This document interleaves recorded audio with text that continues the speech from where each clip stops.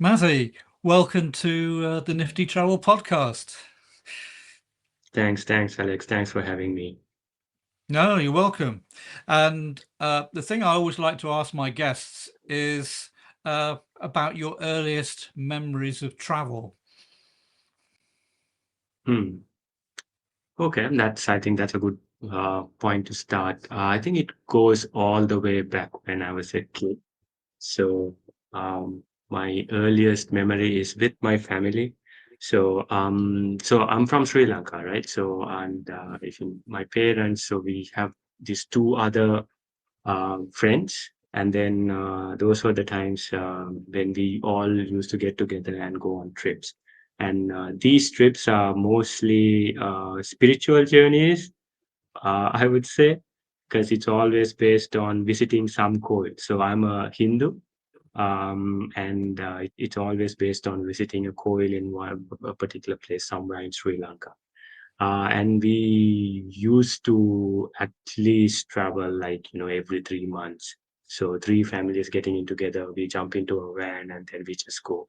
So, and then, so my mom's friends, basically, they have kids and we became really good friends. I always used to look forward to these trips, not because of the worshipping part of things, but to have a good time with my friends who are my age. So those are my sort of early days of experiencing a trip, I guess. So that's the starting point. Yeah, fantastic. Well, those sound like happy memories. Mhm. So, what was it? What was it like growing up in Sri Lanka? Um, well, what was it like growing up in Sri Lanka? Well, I mean, it is a tropical country, so and a lot of things that we didn't really appreciate growing up. I guess now that I'm in my 30s, I do appreciate every single memory of how were sort of brought up in this country. Now that we know better on, what is happening in other parts of the country, and especially I am a traveler, like I travel quite a lot, and then I just love tropical environments, right? So in that sense, I guess I'm just thankful that I was born in Sri Lanka, because you get to experience everything. Yeah, within a few hours of drive, you can go from from Colombo to the hills to beaches to spotting whales to leopards. So that's the beauty of country. And in a sense, I'm sort of thankful that I have always done trips throughout my life. Let's put it that way, one way or the other, with family, with friends. I've always, traveled. I don't think there's a single year has passed without me traveling anywhere, from childhood to till today. So in that sense, I'm sort of very thankful that I was born in Sri Lanka, and was fortunate enough to travel the country. And I just, travel has always sort of inspired me from early days. Um, yeah. Yeah, well, it sounds like travel or traveling, even if you didn't call it that at the time, has kind of Mm, been very much part of your formative life, as it were. yeah. And it's So, I and mean, one fun fact. So, like my mom used to bug me saying, like, my dad, when he was in his early days, he studied in India, and he was the so-called organizer of his batch. So he used to do organize trips for his friends, pretty much friends in his university times, and then drag them along and just go somewhere in India. And then my mom used to bug me saying, that attribute has sort of multiplied, and now I've got it from my dad. So yeah. yeah, fantastic. So, when you first went into a career, I see that you first worked for the national airline. What was that like? Yeah, actually, I mean, I started my career working for a US-based travel company. So I was here working night shifts. It was a Chicago-based company called INT Terminal. And we used to do mostly ticketing for first class and business class tickets. Um, and I was handling mostly the finance side of things, handling the system, and also sort of that was my introduction into the industry, so to speak. So meddled a little bit with what you call GDS systems. So that was my starting point. And then, of course, from there, after a year, I joined Sri Lankan Airways. I joined as a management trainee. So I was one of the 20 out of, I think, 2,500 people to get selected for the management training program at Sri Lanka. And that 1 year it was one of the best highlights in my career because we got to, we were sort of exposed to, obviously, airline industry is exciting. You get very unique departments and divisions, right? And we got the opportunity to sort of go around all the divisions, all the departments within an airline. So that was really interesting, from engineering to catering to ground handling to from what do you call the in-flight department to everywhere. So I guess that experience is just, yeah, it was really good. Um, yeah. It's almost like airports are like cities or families or communities in their own right, aren't they? Yeah, yeah, that's right. So from there, you've had an interesting variety of jobs, but you've always not been very far away from tourism, and eventually you sort of became more aware of things around the tourism space, like sustainability. Sort of what about it attracted your attention, would you say? Towards sustainability. Mm. Okay. Okay, let's go back a little bit. I think I was always this person, even back in school. I was the guy like who used to scold my friends for just littering around. I think we have this bad habit of throwing things around, not putting things in the bin. So when we were in school, I think that was the time they sort of introduced the 5S system and the color coded bins and all that. So they implemented it all over school. But not like the students, really sort of followed it through. And I was always this guy like, there are bins everywhere now. Why don't we, throw it properly? If it's a glass, put it there. If it's plastic, let's segregate it and put it where it's supposed to go in. So I think, rather believe this whole trying to be responsible aspect of things was always there in me. But I should say it was actually when I joined Market Development Facility. That's the Australian aid program. So right after Sri Lankan Airlines, right before COVID, I switched career again and I joined the International Development Program. So it was an Australian aid program running in Sri Lanka, and I joined as a business advisor in tourism team. So during that 4.5 year period, I worked in a lot of interesting projects, not just in tourism, but also in agriculture, fisheries, climate change, and I also became the climate focal point. Not because I had anything educational to back me up, but rather I would like to say because of my passion and interest, because I was genuinely interested in this space. I want to understand it, like not the theory side of things, but what does it really mean? What can I do? Like, what are the practical implications of this subject? How can we really implement? Um, so I mean, I got the opportunity to do a lot of executive education when I was at MDF. So that, and a lot of friends or my colleagues they were actually from let's say environmental background, and I learned a lot from them as well, especially the science side of things, and that really I guess increased my interest level and my focus towards this subject. So I guess that was the starting point, and I just continued learning and learning about sustainability, and specifically on what does it really mean, what can we do to, or how can we implement things on the ground, rather than just preach sustainability. What can we really do about it with all the limitations that comes with it? I mean, it's a vast subject. I'm sure Yeah. you'll agree with that. But yeah, it's all about what can we actually do, right, with all the limitations. So that is my, if you ask for this one particular subset of sustainability, where my interest lies, that is where my interest lies. Like, what can we actually do with all the limitations around it? Yeah, I think you're right. It could be a subject in its own right.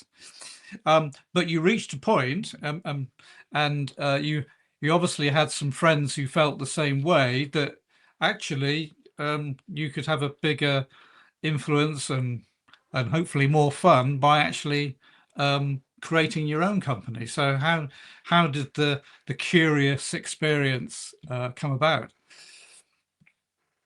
Well, okay, that's another interesting question, I guess. So I mean, I was always this guy who suddenly wake up from my bed and I'm like, oh, I have an idea. Let's just write it down and sort of see if it will work out.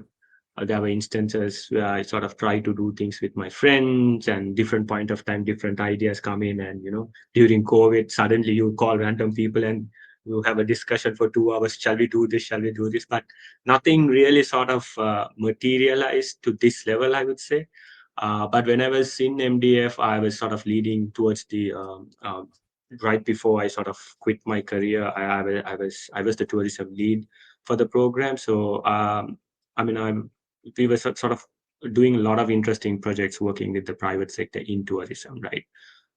From big companies like Intrepid to, I mean, well-established companies here in Sri Lanka like Jetwing, Thema, and some small firms, different kinds of project, but all on like connecting sustainability, women empowerment, inclusivity, all these topics.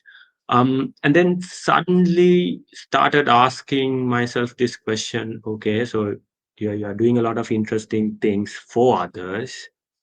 Why don't you do something for myself? Like I just wanted to sort of create a success story of my own, I guess. Let's put it that way.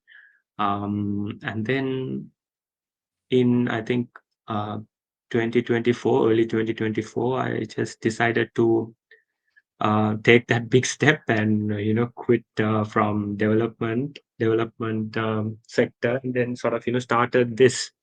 So I anyway had the passion for travel, and I have done a lot of work in travel for the industry. So I thought, like, let's give it a shot and see where it goes. So that was the birth of the curious experience.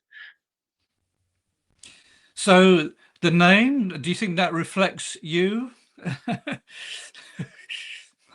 Oh, well, I think if I wish my other two co-founders were here as well. We debated a lot on the name. Is it grammatically correct? And this wasn't the first name. I mean, I think, what was the first name? It was actually, this was like the third name, and we sort of settled with this. But definitely, one thing that we agreed on was, like, not to go with a very traditional sort of a name, like, which includes something about Sri Lanka or travels. I mean, any company that you look at, those are the two aspects that you have. And I guess from a marketing point of view, it makes sense to go, not take a risky approach.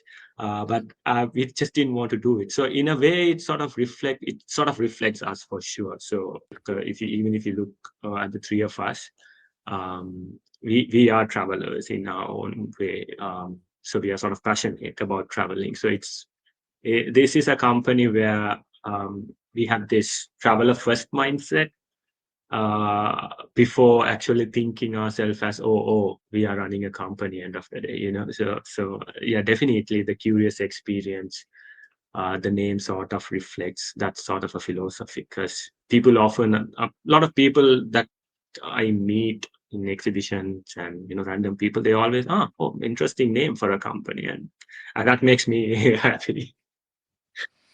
Yeah, well, it's good to choose a name that resonates with other people. Mhm. And as you say, thinking in terms of the traveller, almost walking in their footsteps before they walk with you, as it were. Um, no, that's an interesting concept.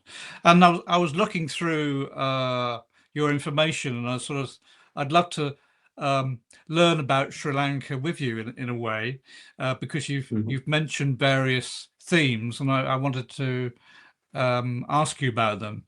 Um, you were talking about your feelings about the sea, how the waves have rhythm. I wondered if you could sort of summarize, you know, what that means to a Sri Lankan, you know, sort of the seaside, the relationship with the sea.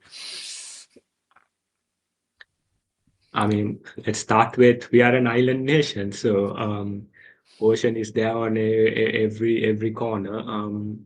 And so I mean, I'm in Colombo, very close to the ocean. So it's just a 3 minutes walk from my place, and you can see the sea. So I'm from this part of Colombo called Vellavata. So I was born in an apartment, raised in an apartment. So I grew up with the ocean view. Unfortunately, now it has sort of, the city has sort of transformed, so it's very difficult to catch the ocean view. I can still see the ocean from my balcony. But when I was small, and you are in an apartment, probably like the second or third apartment in the city at that time, and you were able to sort of from one side see the hills in the morning, and on the other side you could still the ocean. So that's how we sort of grew up. And definitely, even from a tourism point of view, like 60% of the people who come to Sri Lanka, they come here for that sun, beach, and sand experience, right? So that really drives the tourism side of things as well.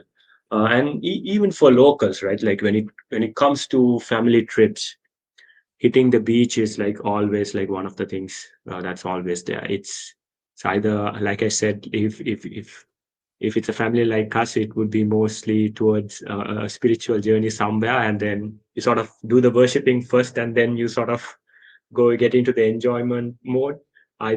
Usually it's either you go and have a sea bath, or it's a river bath, or you go and see a waterfall, something like that. So in the sense, I think for Sri Lankans, when you say a trip, having a bath in some aspect, either in a river or an ocean, is like a must. That is how we sort of, go about trips. So yeah, that's how important ocean, I guess, for us. Yeah, I see you also notice coral, because once on a trip to northeastern Australia, obviously they have the Great Barrier Reef. So are there Mhm. similar opportunities of Sri Lanka for people who like to look at corals? Definitely. I mean, Sri Lanka is also known for, diving, snorkeling. So there are a lot of coral reefs. Unfortunately, back in the day, it was in a much more healthier situation, I would say, than today. But still there are a lot of people who come here for diving, to sort of, for the corals. Hikkaduwa is a very famous destination in Sri Lanka for coral watching. Um, and there are other sites as well, underrated sites as well in the east. So in one season, essentially down south becomes the season for corals, snorkeling, diving, and then in the other season, you go to the eastern coast for diving. So that's how it sort of works. But we got, I mean, there are a lot of dive shops, there are a lot of beaches which are sort of known for it, but and there are a lot of efforts also being taken to sort of preserve what we have. But as you know, like coral, preserving coral, it takes a lot of times, it needs a lot of investments. So there's a lot that can be done in this space. There are a lot of work being done, but definitely there's more that we can sort of do when it comes to this space, because the health levels of corals in Sri Lanka are sort of, it's not like maybe the same sort of experience you will get in the Pacific Islands. But definitely the diversity in terms of fish and everything is there. But if you actually consider the health levels of corals, it's quite sad to say, like, it's getting bleached, or it has turned white to most extent. So, and some of the healthy corals are very difficult to go and see. That's sort of the situation that we are in. Yeah. Yeah, it's a tricky situation that, um, yeah, as you say, it's very much a long-term project, isn't it? Hmm. Definitely. So, is it possible to see blue whales quite easily, or the particular times of year that they come to Hmm. visit? Hmm. Of course. Of course, that's one of the other things that everyone who comes to Sri Lanka, they always want to do. I told you I was working on two inquiries today, and both the inquiries they were like, we want to go for whale watching. So now is technically the season is sort of started for down south, right? So November to till March is sort of the peak for down south. So a lot of people who come to Sri Lanka, they'll definitely visit our southern coastal line. And Veligama Mirisa is the spot to go for whale watching. So there are a lot of responsible whale watching providers. I just want to emphasize on that because a lot of um, illegal and unresponsible behavior does happen when it comes to whale watching. So, so it's important that we sort of make a conscious effort and find providers who are responsible, who do things as per the law, and then the whole thing is conducted ethically. Um, so I mean there are I mean and also the sightings. Let's come to that. It's great. Like you can see it online on every day. What are the types of whales or dolphins that are being sighted in these in the southern coast. And when we get to like July, August, then the season goes to the eastern side, the eastern coast. So from Trincomalee, then you can again watch whale watching and dolphins. Kalpitia is also known. That's the western coast. There's a beach village called Kalpitia, which is known for what do you call kite surfing, especially, and also dolphin watching. So, or pretty much three sites we are sort of blessed with marine life, I guess. And the north, although not a lot of people talk about the north, um, the northern waters are ideal for that. There have been sightings on sort of dolphins recently, especially recently. There are sightings of dolphins in Manor, um, and a lot of other marine life as well, like turtles and especially this dugong.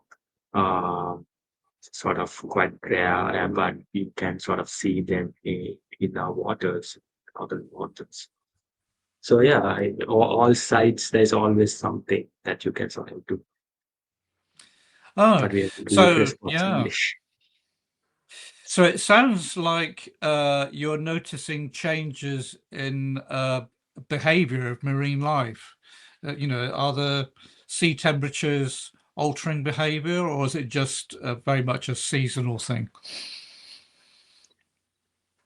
So what I just told you, it's more to do with the seasonality. But I'm not an expert when it comes to. I don't really know. I mean, obviously the oceans are warming, but I don't really know the science side of things on what is exactly happening in Sri Lankan waters. But this recent incident about dolphins getting spotted, or they just came really close to this area called Mana in the north, and people say it hasn't happened before. So I guess you can sort of consider that as an abnormal activity. But I'm not an expert to sort of say eh, pinpoint it to climate change or because of ocean warming. But as we speak, there is sort of an abnormal weather. I mean, climate change is happening. Not a climate change. It's sort of what do you call? Uh, what do you call? A low depression is being created in this part of the between Sri Lanka and India. So we are getting a lot of rainfall.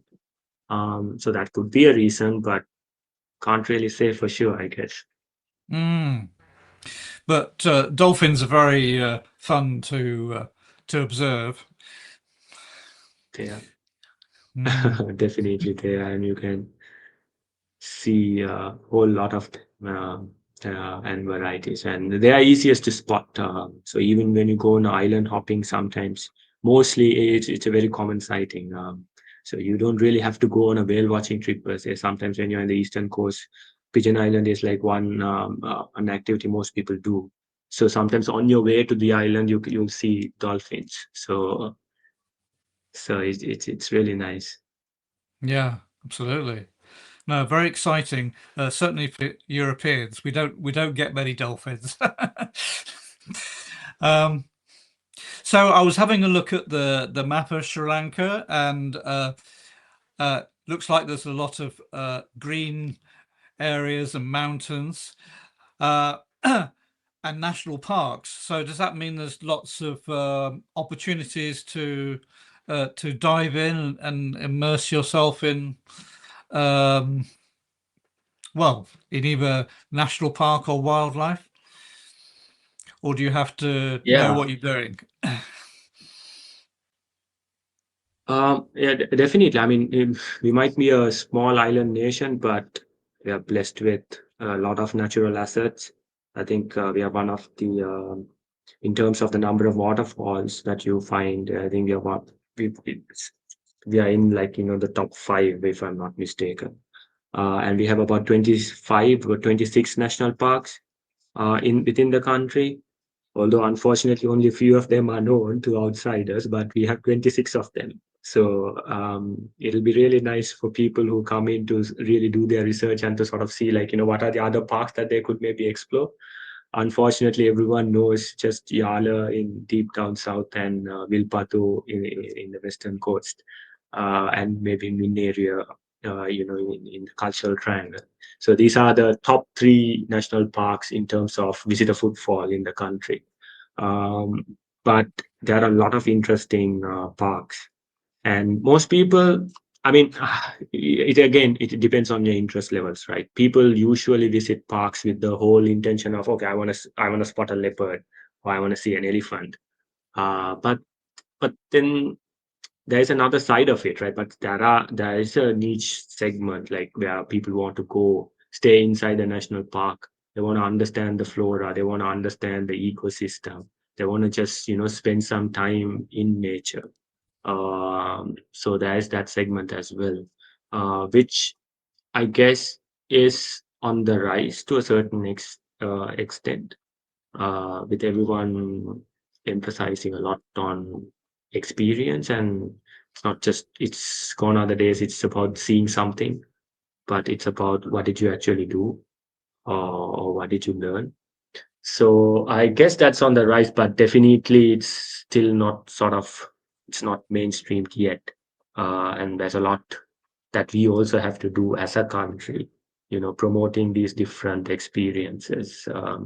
But we are also, again and again, depending on just a half-day game drives or a full-day game drive, and that's about it. But what are the other things that we could do? How can we promote the lesser-known national parks, So these are the tough questions that we should ask. But definitely for any traveler who who has this interest to really explore the nature in Sri Lanka, there is a million options, and you don't often find these things online. Maybe I mean, yeah, but if you really do your research, then I guess then your answers are there. But if you just do a surface level search on, okay, where can I see elephants in Sri Lanka? Where can I see leopards in Sri Lanka? Then obviously only Yale and Vilpattu are going to pop up. But this is why it's sort of important to maybe speak to locals, like, just do your research and then maybe call and just ask, like, okay, are there other national parks? Are there other sites? Is there different kind of experience? Then that will also, in a way, I mean, the supply reacts to demand, right? So the right kind of demand comes in, then obviously the supply side also will be sort of forced, in a sense, to develop in that direction. Um, so yeah.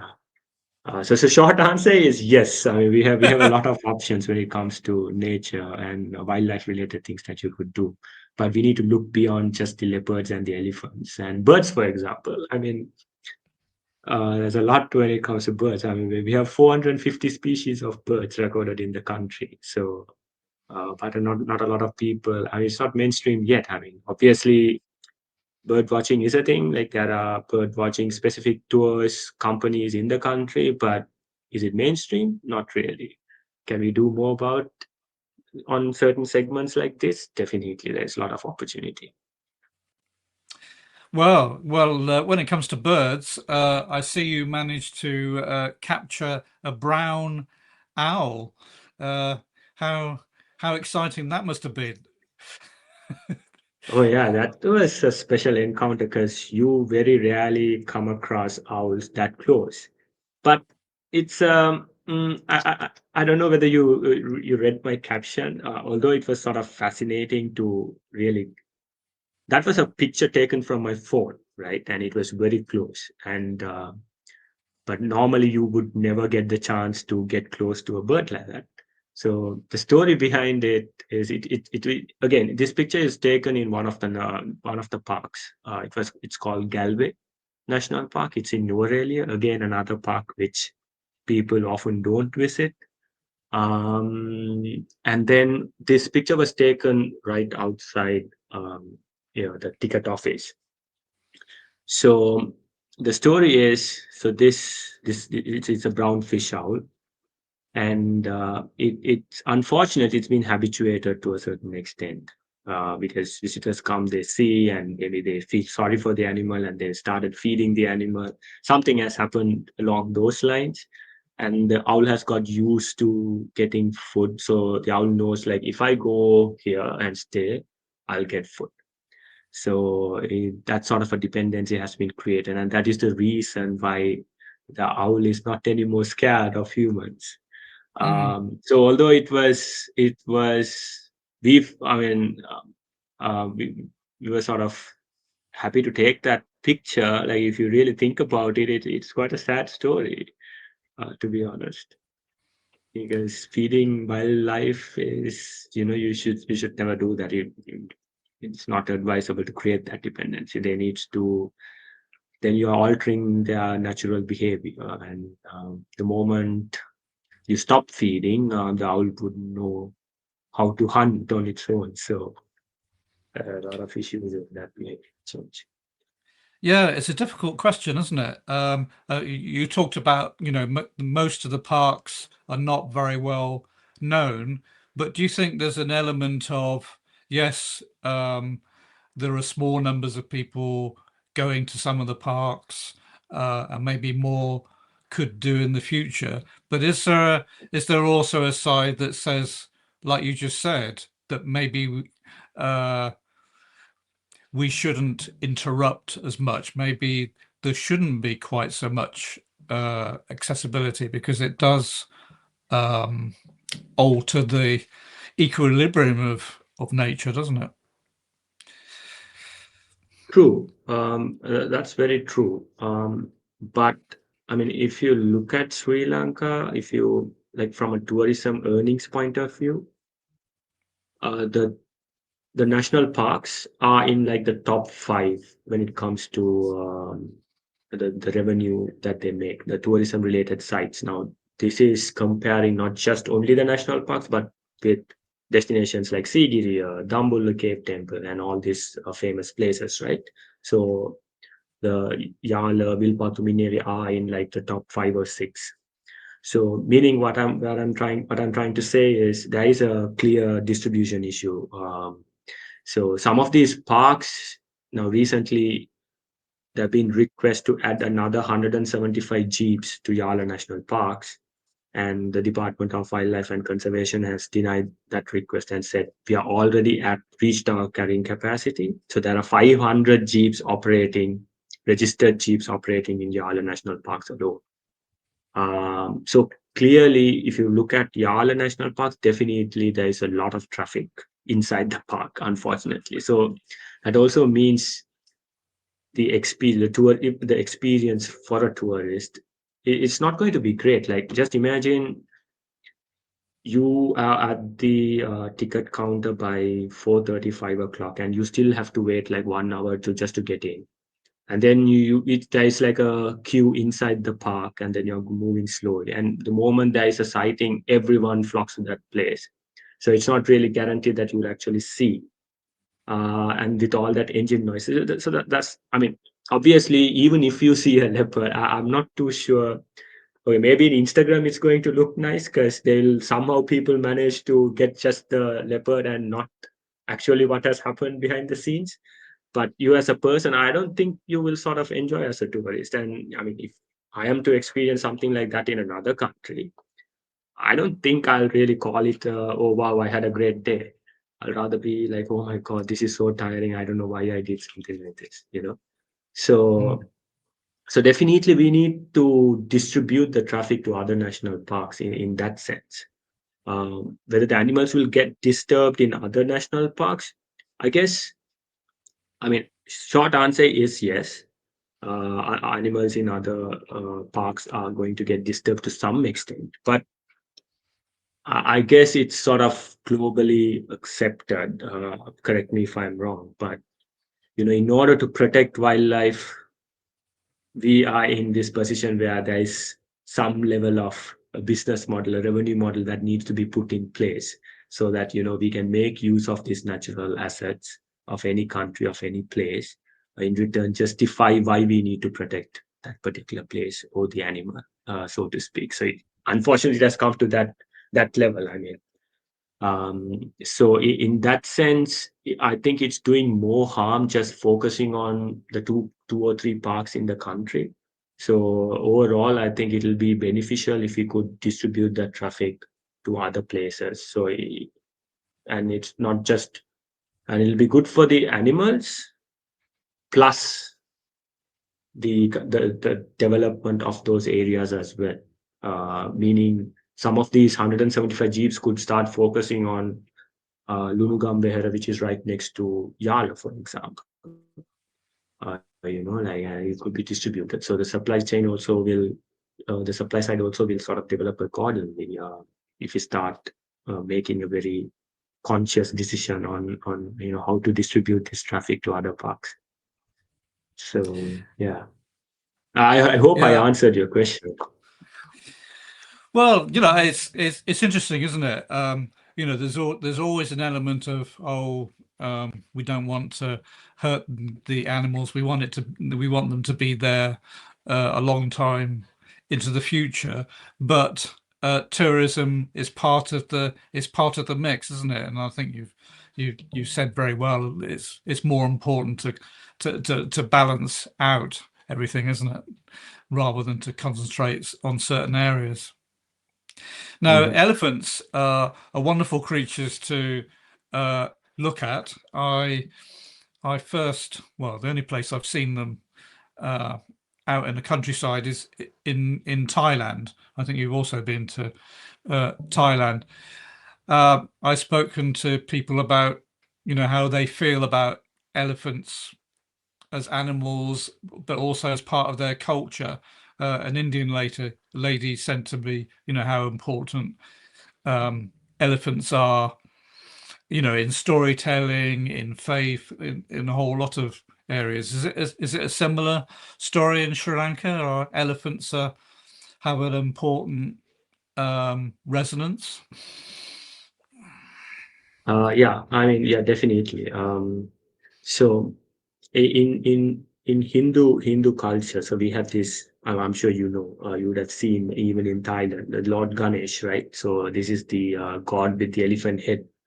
So he, because of this particular god, usually even in if you travel around Sri Lanka, if you decide to do a hike, usually at the entrance, I mean, there's no technical entrance per se, but then, at the trailhead, like you will often find a small statue of Lord Ganesh, and you will usually worship or get the blessing of the god saying, I'm entering the forest, please protect me, that sort of a thing before you start the hike. So that's like a common practice. Villagers do it, and you will find small, they're not temples per se, but small huts, a statue of Lord Ganesh under a tree, all sorts of things, and where sort of this elephant god is being worshipped for protection, for his blessings on when they sort of venture out.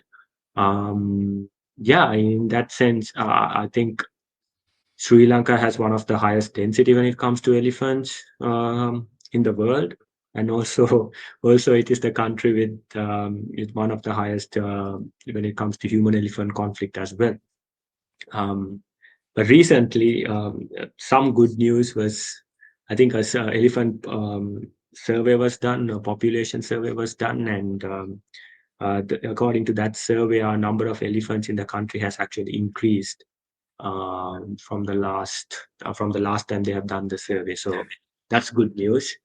But still, if you really look at how many elephants are being killed yearly, that's on the rise too.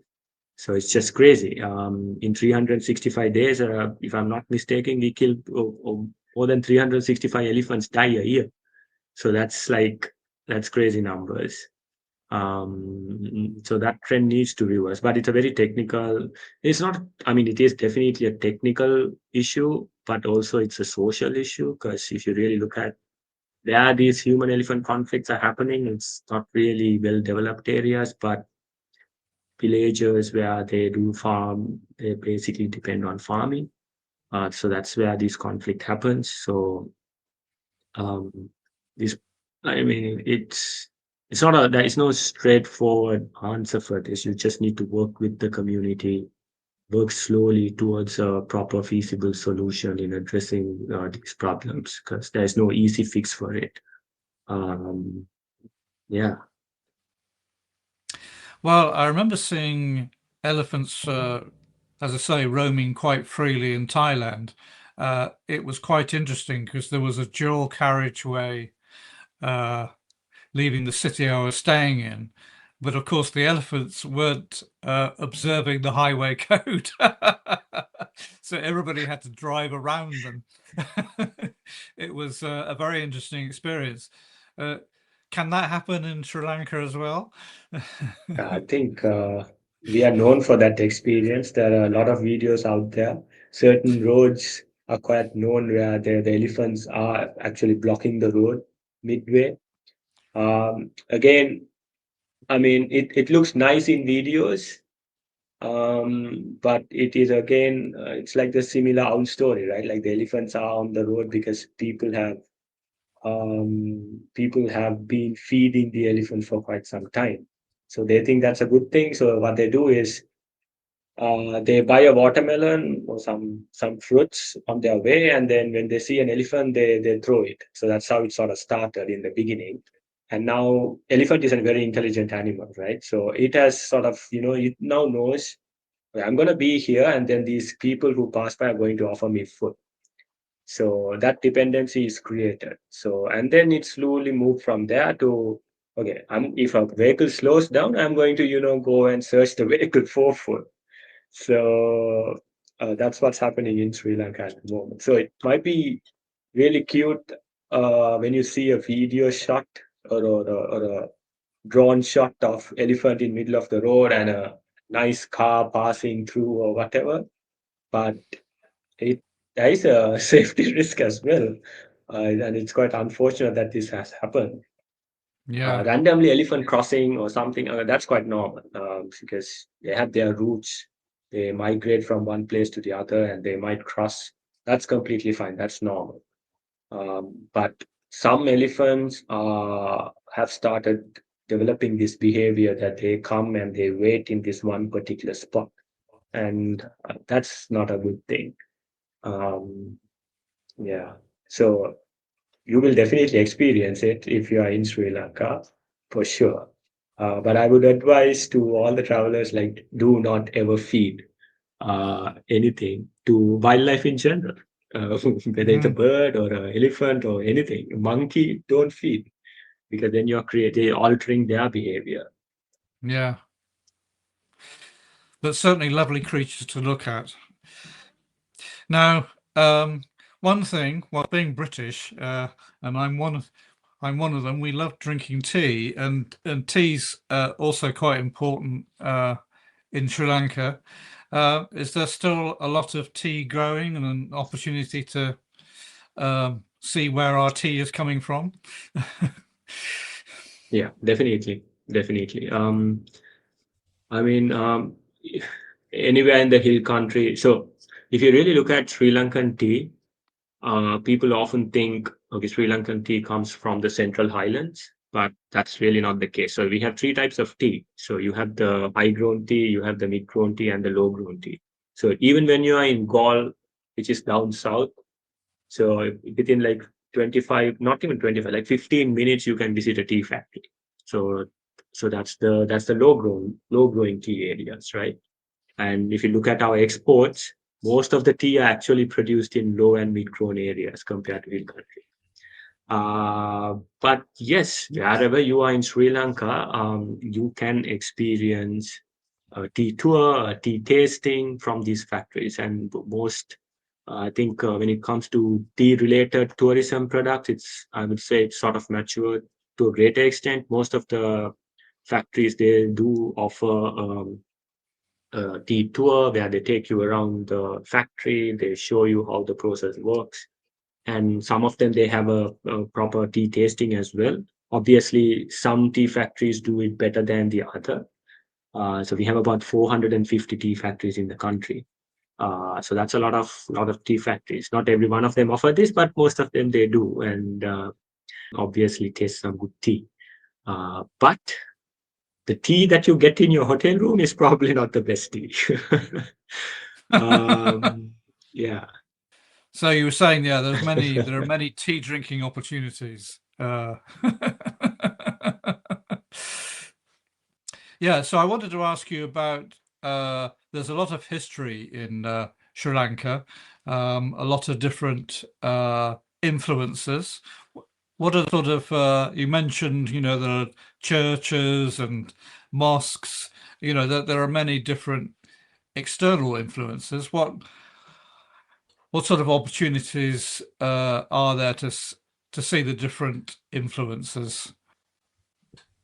well, yeah. So I mean, even our own sort of Sri Lankan history is it's a lot of interesting things have happened in the country from those days. So we were sort of known for sort of hydraulic technology back in the days when the kings sort of ruled this country.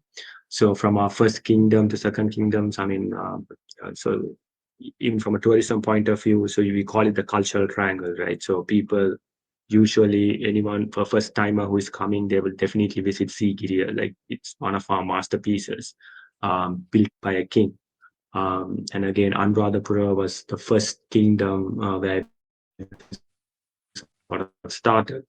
And then you have Polonnaruwa, which is the second kingdom. And in these areas, still a, a huge, vast area is still marked, and you can explore sort of the ruins, the technology behind it. And anyone really interested to learn, they should spend at least 2 3 days and get a really good guide, a historian, to properly understand what has really happened in those areas. And so what are, from an architectural point of view, what's the real significance behind a particular building, or why a certain certain building is constructed in certain ways, or why they have used sort of 8 pillars versus then they could have done 4 pillars. So there is Sri Lanka can be experienced differently based on who you travel with. So you can go around just on your own. You can hire a driver and go. You can get a registered guide and go, and then there is you can really get yourself a historian and then actually learn if you're really interested in history. And history doesn't stop there. So we were sort of influenced by the Indian kings as well, right? The Cholas invaded Sri Lanka at many points of time, and our kings married a lot of princesses from there. So we have the Indian influence from early days, and then we have the colonial history, starting from the Portuguese, Dutch, and then finally the British. So a lot of colonial buildings are there. I mean, one of the UNESCO heritage site is called Fort, the largest fort in the country, which is one of the main tourist area when in down south where people usually go. And also, I mean, the brutal war that took place in Sri Lanka that has left some historic ruins as well, and those ones you can find in the north mainly. So you have this ruins which were sort of used buildings which were sort of used by the Dutch, then the British, and then because of the war, it's like completely demolished. So you can understand that history as well. So definitely because of all these influences, we have sort of a very mixed experience built here and there. Um, yeah. So it all depends on again, it all depends on the traveler's interest and to what extent do you want to really understand. Do you a simple selfie in front of a monument is enough for you, or do you really want to understand its story? So it just starts there, and then I think we have all what it takes from a history point of view to really immerse someone, and you can easily spend more than a month exploring the ruins.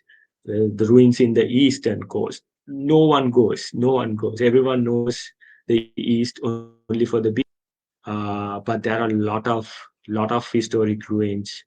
People don't even know. People don't visit, but there are a lot of ruins in the country. A lot to see, and as you say, stories are really important, aren't they? I always think finding out why something has happened is as important as seeing what you can see. So from a historical perspective, I'm sure I would enjoy it a great deal. Now, one of the phrases you use is that you should travel like a local, and that means going slower. So perhaps you'd like to tell me how much slower.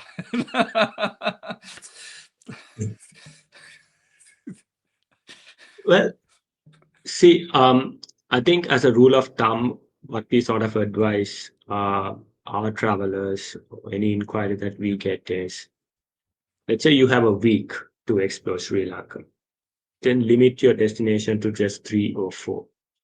In each destination, you definitely have to spend at least 2 months, wherever it is. Right? So that's the bare minimum of traveling slow, in our opinion. Um, what we really mean by travel like a local is I mean, like I said, like we have this traveler first mindset, and we really want to showcase the island we call home, um, and take our travelers to these places in a very sort of relaxed space, and not just there are certain experience. For example, let's take a very famous site in Anuradhapura called Ruwanvelimasa. This is one of the biggest stupas that we have in the island. Now you can go to this particular stupa at 12 p.m.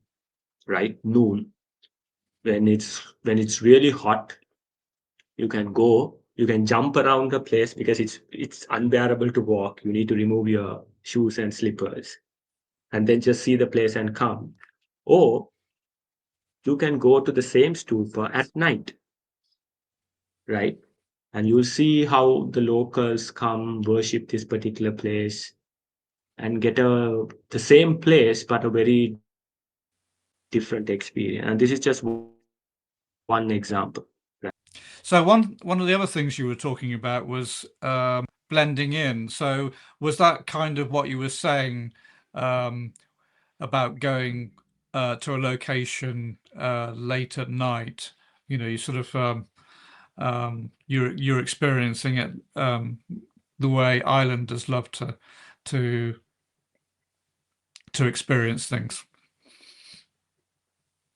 Yeah, I guess the point is this people often enter any. I mean, this is just common for anyone. Like you go to a country, you probably have a checklist of things that you want to see or do, and then you want to cover the maximum in a particular day or whatever. But point is like if you sort of somehow force yourself to get out of that mindset and just enter a new destination with a very sort of an open mind, then I guess end of the day the whole experience will be very much rewarding, and that I can vouch for in Sri Lanka because what really stands out in this country is I mean, of course we have really great natural assets, lot of history, lot of sites to see, all that is there, yes.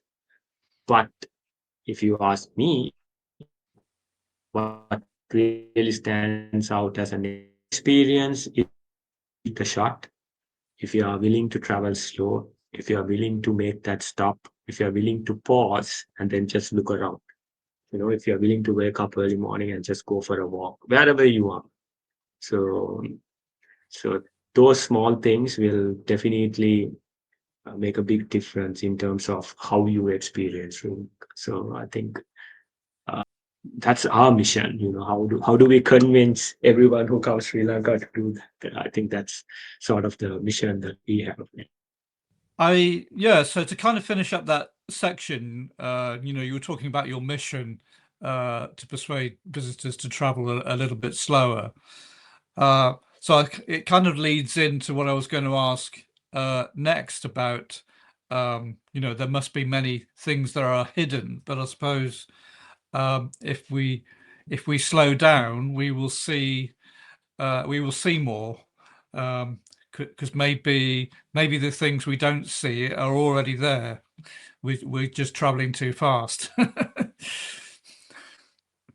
Definitely, definitely. That's often the case.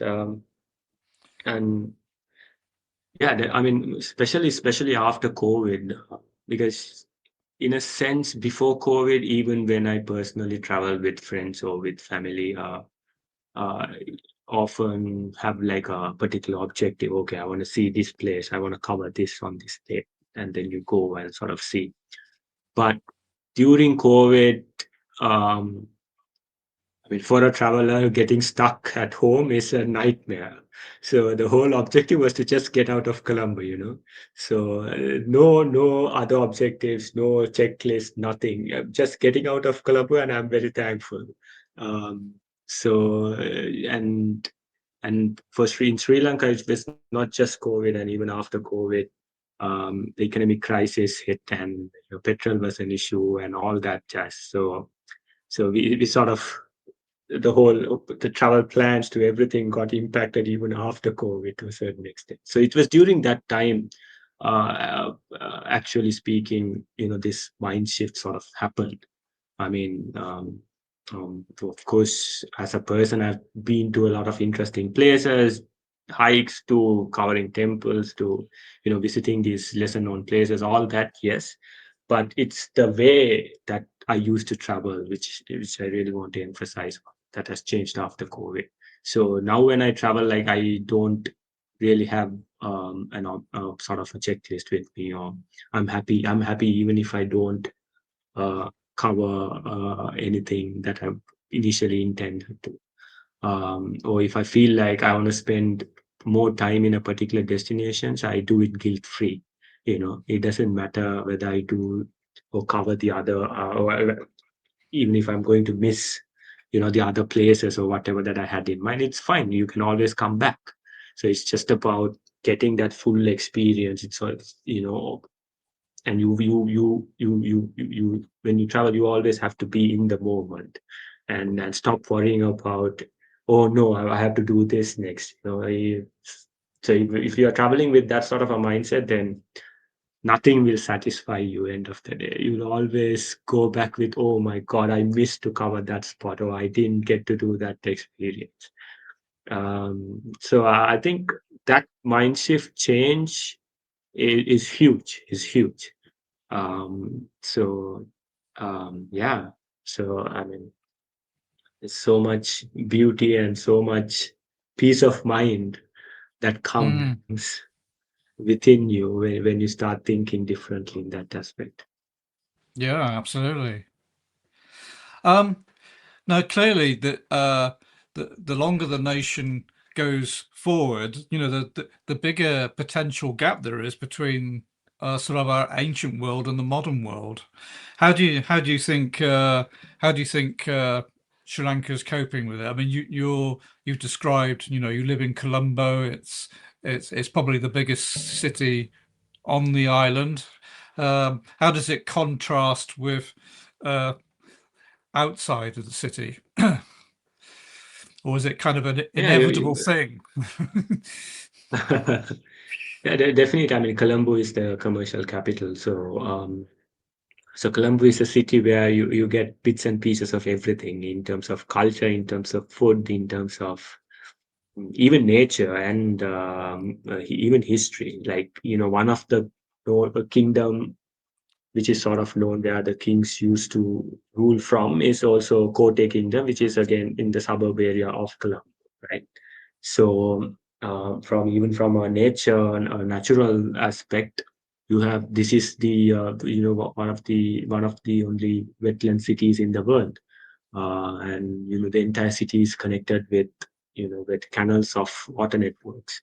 So it's quite unique on its own. So there's a lot that you can sort of experience. But coming back to your question, I think as Sri Lankans, we are still sort of harping on, the things we have achieved in the past, how amazing our hydraulic civilization was, how amazing our kings were building all those the irrigation system that we are so proud of and all that. But it's time for us as a nation to really focus on what what we plan to achieve going forward. What are our success stories that we are going to leave behind for the future generations that's going to come, because yes, we have to create a situation where the future generation is proud of what has happened, in this timeline, and not necessarily what has happened 4,000 years ago. So that history needs to continue in a certain direction, right? For the next generation to feel or to have that proudness in themselves. So I guess that's what we need to sort of focus on. So I mean, as a nation, we have I think the good thing about Sri Lanka is we are very resilient. We are a resilient bunch of people. We have faced a lot of things and we have come through. So, and we just have to move forward and take that next step, um, get ourselves exposed in a lot of ways to what's happening out there, learn from other nations, the good, and then we need to start focusing on what really works for Sri Lanka. It's not just about blindly copying and it's a copy pasting a solution from the Western world or anywhere, but really thinking through, okay, will this particular solution actually work for us, for our communities, given our context, given the size of our country, given the natural assets that we have, will it work or not? So, yeah, so that is, I guess, the way forward, and definitely That's what we need to do. Uh, in the present. Yeah, a very Yeah. sensitive question. I guess I got a bit emotional there. Sorry about it. Well, you have a stake in your own country, so why not? Now, one Yeah, thing true. I noticed that there's quite an extensive rail network. Um, it's one way to get around the country. Is it a popular one, an accessible one for visitors to as an alternative way to get around? Yeah, I mean, well, our train rides are popular, especially the line between Kandy and Alla in the hill country. I think it's ranked one of the best train rides that you could get on. So it is quite popular. And coming back to the accessible question, so that is where things get a little bit complicated, I guess. So it is accessible in the sense you can buy tickets, you can get on, but our trains are known for delays. So that side of things you need to sort of accept as is. So again, another reason why you should embrace slow travel and be prepared for anything, so you don't get disappointed end of the day. And it's not the fastest way to get between point A to B. So we still sort of use the same engines which were running in British time, maybe upgraded a little bit. So most of the trains are now being brought from India. Um, but yeah, so definitely accessible, where you can buy a ticket and technically get on and go from point A to B, but definitely not the fastest. But the experience, I mean, this is one of the best way to sort of really understand local life. Because there is a considerable segment still travel by train to work. Uh, and I always advise our guests to always get into third class reserved seats. Obviously, you have the first class, you have the second class, but I advise my guests to get into third class reserved seats. So you avoid the crowd, you have your reserved seat, but at the same time, you also get to experience how others, the locals, travel, you know. I think personally speaking, and we always sort of advise, just aim for the third class reserved seat as the best experience. Because you might not have the aircon, but you don't need the aircon.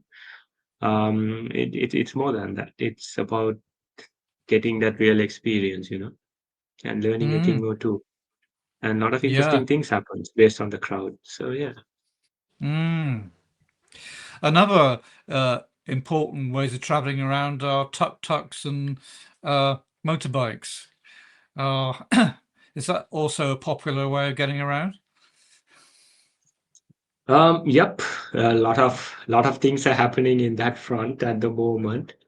Um, so yes, I mean Sri Lanka, we do allow tourists to even drive their own tuk-tuk as long as you have the necessary permits in place. Um, so I think that's a very unique experience. Not every country allows something like that. I mean Cambodia allows. Maybe you can. I don't think even Thailand allows driving a tuk-tuk, but in Sri Lanka, and you can do it. But of course, you have to be again. You need to be. I mean, tuk-tuk is a vehicle which is not in any part, any country, right? So it has its own mechanism. But saying that, it's not very technical in order to learn how to drive one. But again, Sri Lankan driving is also something that you must get used to, because we are not ranked one of the best when it comes to driving culture. So that's something you need to be mindful about, and you need to always um, go for proper training and make sure you work with the right supplier who will give you those advice, who will always guide you, have necessary insurance in place, and then maybe it'll give you a good experience. But The recently, I think there are news on they have sort of the regulatory authorities trying to they have temporarily halted giving permits for tourists. And I think it's coming from a safety point of view. In terms of road safety, there have been some incidents, tuk-tuk related accidents and whatnot. So I hope all those, I mean, the authorities sort of look at it with evidence, what has happened, what is the economic contribution, what's the safety side of things, and make a well balanced decision on it. But personally speaking, my opinion is this is something you can't experience anywhere in the world. Only a few countries allow it. So this is something that the country can benefit from as long as you do things right, as long as you have the regulatory framework in place, as long as you govern it properly, you have a proper control mechanism, you regulate the supply side, you register everyone who's renting out a tuk-tuk, you make sure that they collect certain information, they only give it out for travelers with the necessary permits, the licenses in place, and then maybe even go to the extent of monitoring tourist related accidents which is happening in the country and make a very well balanced decision, um, balancing both road safety and the benefit that this whole value chain can bring in to the country. um, yeah, but definitely going in a tuk-tuk around the country is fun. That Yeah. much I can tell you. Well, as you see, that they tuk-tuks can be seen in many countries. I've seen it in Thailand, and yeah, it's very interesting and very different kind of way of traveling. I wanted to finish up by just asking a few general questions, really, about how you feel about the the tourism future. How do you see it going? And yeah, what would you like to see uh, change? Um, what I would like to see, I think that's the easiest way to answer this question, I guess. What I would really like for Sri Lanka tourism is I want to get to a situation where we really tap into people with this exploratory mindset in place, uh, not the type of travelers who just come and then, hop from one place to the other, spend just one night in each destination, um, but really experience Sri Lanka for what this country can actually offer. So I want that change. I want to see that happening. I also want, let's say, even as Sri Lankans, how we sort of really look at tourism. I guess I always say this tourism is like one sector which is sort of connected to everything else around it. Like tourism is connected to the agriculture sector, it's connected to the tea sector, it's connected to fisheries, it's connected to a lot of things. And that's the beauty of tourism, right? So through tourism, a lot of other sectors can also sort of benefit. And vice versa, the developments in other sector also affects tourism, to a great extent. So I like to sort of see that we sort of understand this synergy going forward and make very well informed decisions when it comes to developing tourism. And we also need to really think about how do we really want to position Sri Lanka, because I think right now there are a few factions, I would like to call it. Like some people advocate for luxury tourism, some people say us attracting backpackers is a bad thing, but I genuinely believe like any country really needs a good balance. It's about having the right mix, right? Yeah, the question should be about how much luxury tourism does Sri Lanka really need? Is it 20% or 80%?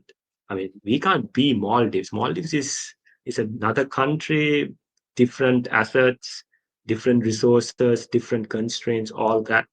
So whatever the strategy that they are working on, it works for Maldives. Just because Maldives is doing something, we don't have to blindly apply that to us. This is a different country, different land size, people, culture, diversity in terms of experiences, natural assets, all that, right? So we need to really come up with our sort of own strategy and really bring everyone together, the entire industry together to work towards that one particular strategy. Yeah, and overall, like,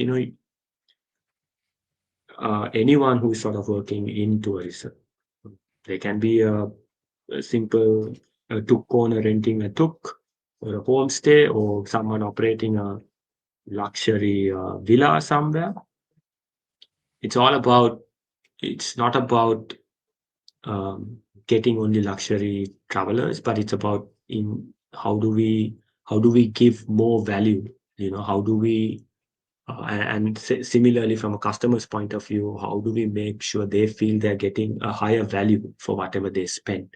Even for a backpacker, that sort of thinking applies, right? So you can apply to a luxury traveler, you should apply to a backpacker as well, because a backpacker would go to Thailand and he's definitely going to compare a product in Thailand versus Sri Lanka, right? So, and how do we really position ourselves above Thailand in that segment? That should be the thinking. It's not about saying, oh, no, we don't need backpackers, we only need luxury travelers, or saying the other way around, but about having a right mix and everyone operating in different segments, really understanding about how can we increase our own value, in the segment that we operate in, and trying to get a better caliber of people coming in. So I guess that's what I would like to see Sri Lanka tourism going forward. Yeah, well, it sounds like you're on a mission. So why not? Why not play your part in the future? Well, it's been absolutely amazing having a chat to you, Mathi. Chat to you all day. So thanks very much for joining me today. Thank you, Alex. And it's my pleasure having a chat with you. Have a good day, and we'll catch up some other time. You're welcome.